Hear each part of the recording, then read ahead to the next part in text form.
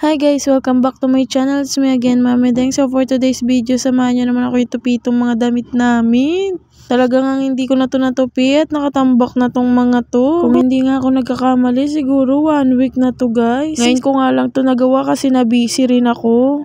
Inuna ko nga muna tong mga kay baby kasi ang lilit, ang hirap itupi. Kung mapapansin nyo guys, pinagsama ko yung terno. Para kapag susuotan ko siya ng terno, isang hugot na lang. Ang hirap nga tupiin itong mga to guys kasi ang liliit talaga. Fast forward, natapos ko na nga pala yung kay baby. At ito na nga yung itsura niya, talaga namang napakalinis na.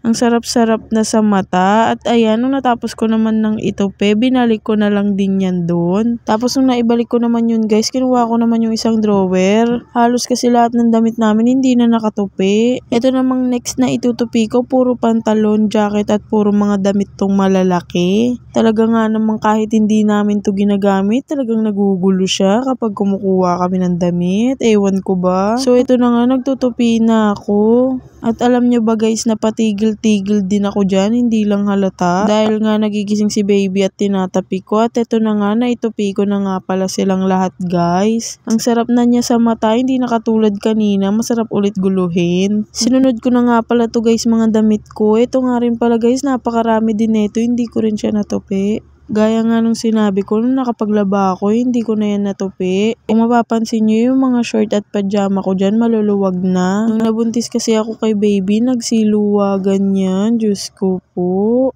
Kaya halos ngayon lahat ng sinusuot kong short at damit, puro maluluwag na. At yung iba pa nga, hindi ko na masuot ng dahil sa kaluwagan. Siguro pag may time ako, tatahiin ko to, lalagyan ko na lang ng mga garter. Sayang din kasi kung itatapon ko to, diba? Masinop talaga ako guys, lalo na sa mga gamit-gamit at mga damit. Pag alam ko kasing mapapakinabangan pa, hindi ko pa yung dinidispose. Itatabi ko muna para baka sakali magamit ko pa. Mabalik nga tayo guys at ito na yung mga terno ko, pinagsama-sama ko din. At hiniwalay ko na din yung mga hindi ko masyadong naggamit sa mga madalas kong gamitin. Nung natapos ko naman yung sa akin, sinunod ko na tong kay Kuya Joseph. Isa din tong kay Kuya Joseph, hindi rin mga nakatupi. At alam ko naman yun dahil siya na nga yung pinakukuha ko ng damit. Kaya ina-expect ko na magkakaganito na yung damitan niya, palagi nang magulo. Sinasanay ko na nga din kasi siya para alam niya na kung ano yung gagawin niya kapag wala ako. Pero hindi naman sa lahat ng bagay mga sisi, pinababayaan ko siya. Minsan kailangan din natin silang tulungan para matuto sila. Pag alam ko naman kaya niya, pinapagawa ko. Pero pag alam kong hindi niya kaya, hindi ko naman pinapagawa. Ako na yung gumagawa nito. Nauutusan ko na nga din yan si Kuya Joseph para sa pagtatapon ng mga diaper ni baby. At sana naman wag nyo ko i-bash mga sisi. At alam ko rin naman na hindi ako nag-iisa dito. So ito na nga, natapos ko na yung mga damit ni Kuya Joseph. At isusunod ko naman tong maliliit na drawer na punong-puno din ng abubot.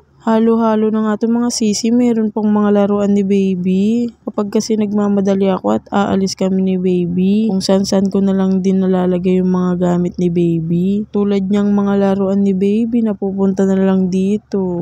Ang mga laman nga pala nito guys ng mga maliliit na damitan namin is yung mga pinagliitan ni baby like baro-baruan, onesis, and yung mga unan niya nung baby siya, yung mga punda. Pati na rin yung mga tuwalya niya, nandiyan dyan at sombrero at bib niya. Pati nga pala yung mga underwear namin, nandiyan dyan din. Dyan ko din nilalagay yung mga medyas namin ni baby. At yung isang maliit na drawer na yan, meron naman yung mga abubot namin. At dito ko nga din nakita ng mga kwintas at singsing namin. Sa mga oras nga na yun, nagmamadali na ako dahil magigising na si baby. Dahil nga kanina pa siya tulog kaya alam kong magigising na siya. Gumagalaw-galaw na din kasi yan si baby. Buti nga nakatulog siya kahit bukas yung ilaw kasi hindi talaga yan natutulog ng bukas ang ilaw. Napakadami nga na itong mga pinagliitang damit ni baby kaya hindi ko din alam kung saan ko to ilalagay. Yung mga ibang abubot nga namin, pinagtatapon ko na, pinlastic ko na para mabawasan naman yung kalat dito. Kung mapapansin nyo nga pala mga sisi, malaki-laki pa yung tiyan ko dyan. Ayan nga yung postpartum body ko at hindi po ako buntis ha. Sadyang malaki lang po dahil sa panganganak ko kay baby. Ang dami na nga din na itong sombrero at bib ni baby. Nung binyag niya kasi halos damit at bonnet yung mga binigay sa kanya. Nakita ko nga din pala dyan guys yung cellphone kong sira. Doon nga pala ako nag-e-edit dati at nagla-live. Pero ngayon nasira kaya isang cellphone lang yung gamit ko sa pag-e-edit, pagla-live at pag-video. Ang hirap nga kasi minsan full storage ako. Hindi katulad dati habang nagla-live ako pwede akong mag-edit. Ngayon hindi na kasi isang cellphone na lang ang gamit ko.